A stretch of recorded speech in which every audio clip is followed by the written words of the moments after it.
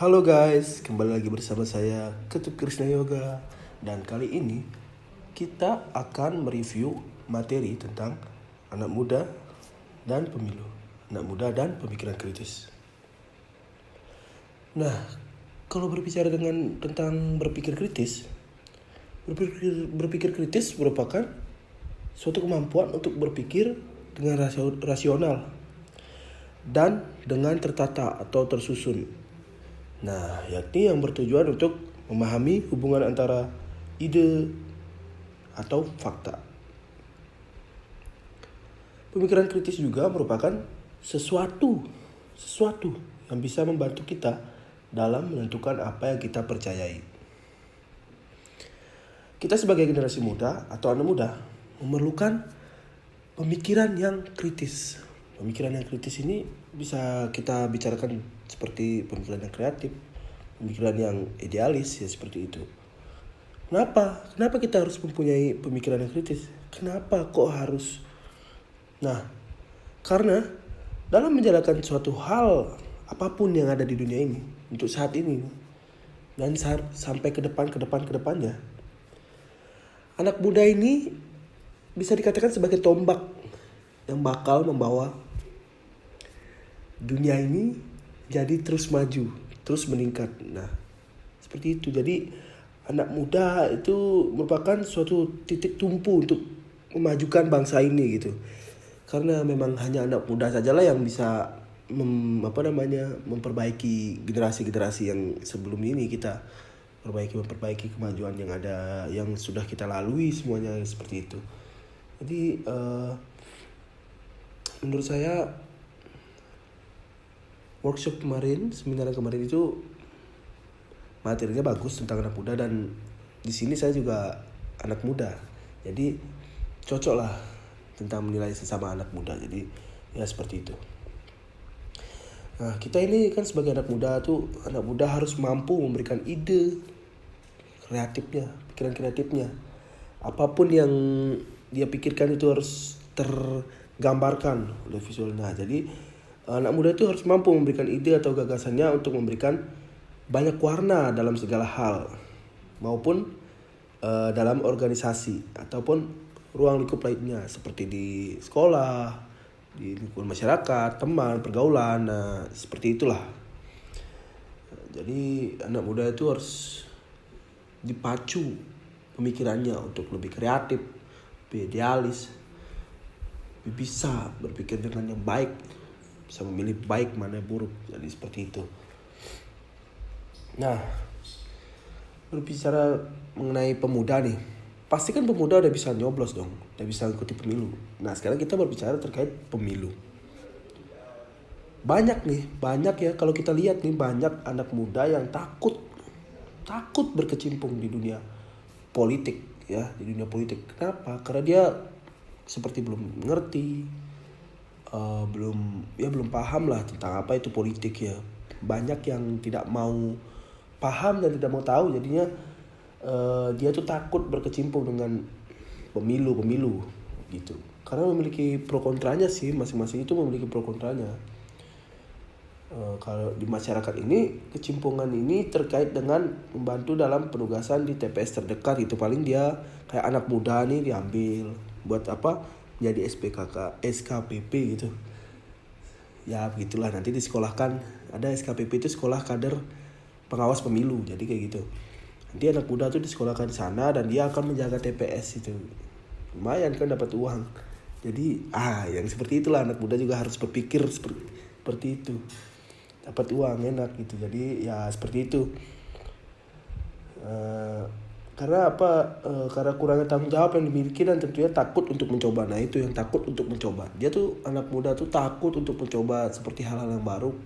Jadi di sini itulah tugasnya anak muda. Kita harus berani berpikir kreatif. Kita harus berani mengambil risiko yang ada. Karena apa yang sudah kita perbuat, pasti kan kita sudah tahu risikonya seperti itu. Sudah tahu sebenarnya risikonya.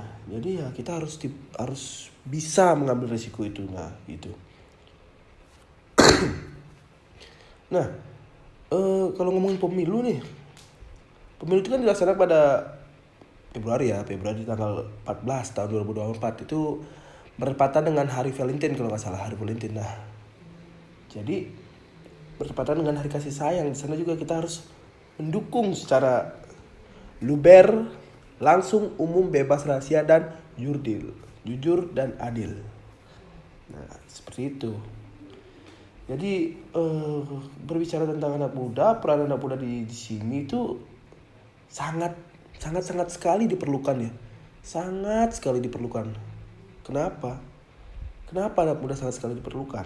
Jadi kalau kita lihat dari pemilihan pemilu sebelumnya nih, sebelumnya nih di tahun yang kemarin nih, seperti kayak waktu itu kalau nggak salah ya, pemilu itu dia mengambil orang-orang pengawas pemilunya tuh udah tua, punya riwayat penyakit, udah tua ya kayak gitu, jadi gampang lelah gitu, mudah lelah.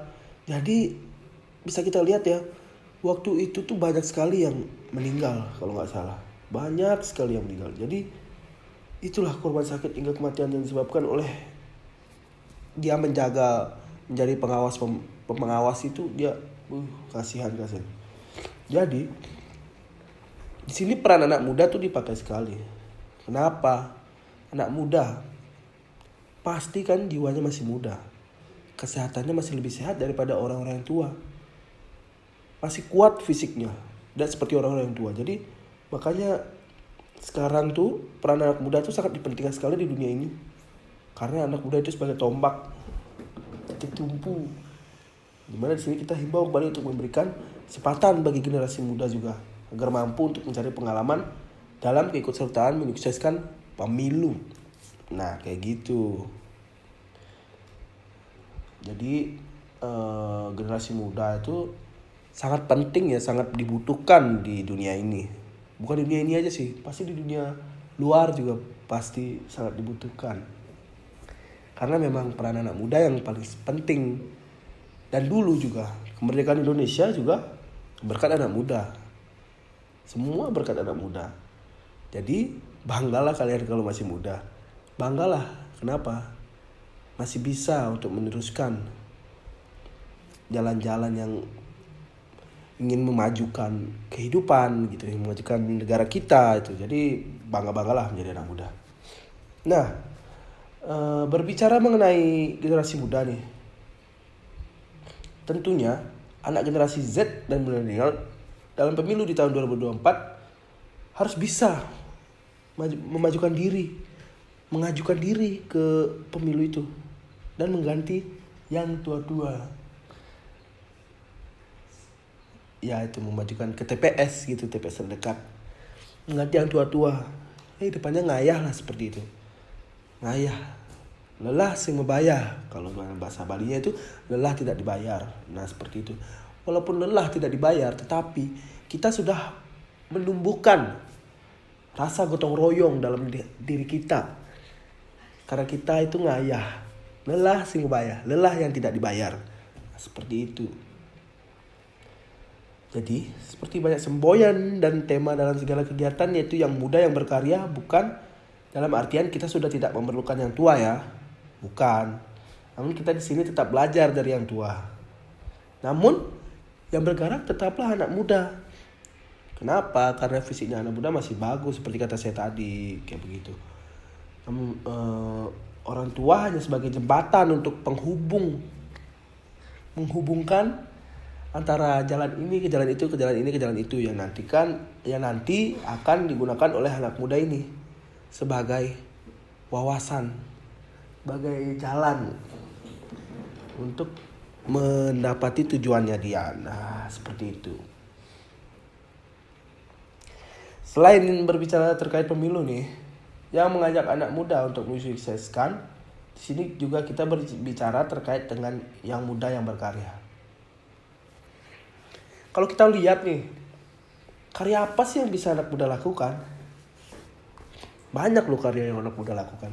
Banyak loh karya yang anak muda melahirkan karya yang bagus-bagus seperti lagu, lukisan, maupun lain-lain lah, banyak lah. Tapi ada tapinya nih. Karya dari kecanggihan teknologi untuk memberikan informasi di media sosial seperti Instagram, di TikTok, bahwasannya di pemilu 2024 yang muda diberikan kesempatan hampir 50% untuk berkecimpung dalam penugasan di TPS terdekat daerah mereka. Kayak gitu. Jadi anak muda tuh bebas berekspresi ya, bebas berkarya. Jadi dalam karya tuh anak muda bisa menghasilkan lebih banyak dari apa yang diharapkan kalau anak muda itu bisa mengelolanya ya. Makanya anak muda itu diminta untuk bisa berpikir kreatif, berpikir idealis, berpikir mana yang baik, mana yang buruk, karena nantinya tidak salah jalan pastinya gitu loh. Apalagi sekarang ini di zaman teknologi canggih. Jika kita lihat di dalam sosial media itu kan dipenuhi oleh anak muda saja. Seperti contohnya TikTok, Instagram, dan lain sebagainya itu kan dipenuhi dengan anak muda. Banyak juga sih yang di sosial media itu yang melihatkan bahwa anak muda itu tidak baik atau buruk seperti itu. Karena banyak yang kayak video-video TikTok yang ya senonoh, tidak senonoh gitu loh dilihat. Itu kan anak muda yang buat, ya tidak semua anak muda, tapi pernah saya lihat ada anak muda. Jadi ya seperti itu. Anak muda kalau bisa harus berpikir kreatif, berpikir idealis. Jangan sampai terjerumus ke hal-hal yang seperti itu. Seperti itu. Nah, jadi kita harus, anak muda itu harus membawa diri kita ke jalan yang baik dan jalan yang benar. Jangan ke jalan yang menjerumuskan kita ke jurang, jatuh sedalam-dalamnya. Seperti itu. Nah, selain itu, media teknologi yang sedang marak-maraknya digunakan oleh anak muda ini, yang kayak anak muda tuh diajak untuk bisa memberikan informasi yang benar nyata dan mengarahkan untuk media sosial tidak dijadikan sebagai penyalahgunaan dalam segala bisaan. Anak muda diajak untuk mampu memberikan diskusi yang positif, bukan memberikan diskusi yang negatif dalam ruang lingkupnya. Jadi kayak gitu. Kita tuh sebagai anak muda ya, kayak mau saya tadi, harus pintar-pintar membawa pikiran, harus pintar-pintar berpikir kreatif. Nah seperti itu. Karena kalau anak muda tuh ya gimana perbuatannya itu tergantung pergaulannya. Ya itu yang seperti yang saya lihat ya. Gimana kalau dia bergaul sama orang-orang yang pintar, dia akan jadi pintar. Kalau dia bergaul sama orang-orang yang sukses, dia akan jadi sukses. Kalau dia sebaliknya juga, kalau dia bergaul sama orang-orang yang jahat, dia bakal jadi jahat.